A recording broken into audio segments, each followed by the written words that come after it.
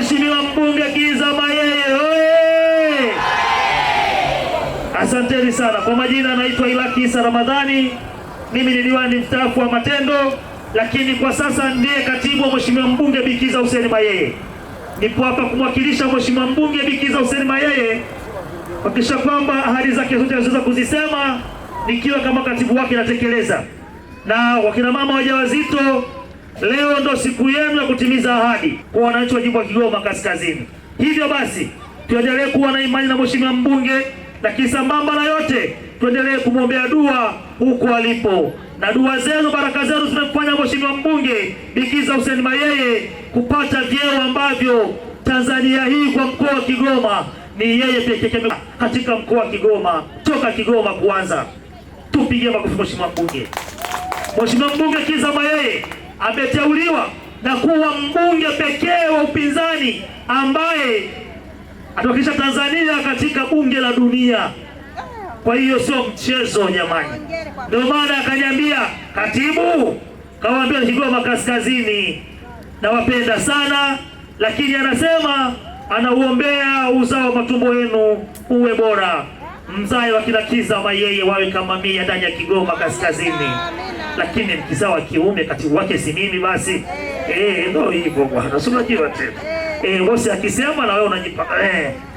Kwa hiyo baada ya kusema haya, ndugu zangu, humo kuna vifaa vyote. Hivi vifaa na viona viko humo.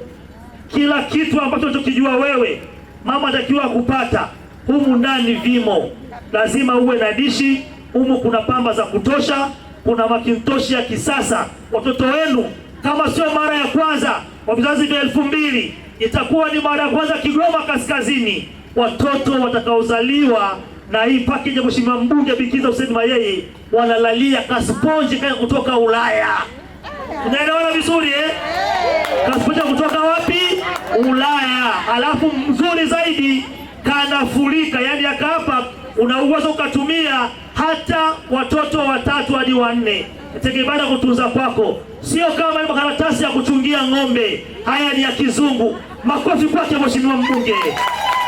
Bwana, haya ni ya kisasa kabisa. Sio ya kuchungia ng'ombe yale. Hapa ni kazuri, kanaenea, lakini pia mimi ni daktari. Sinajua hicho kitu.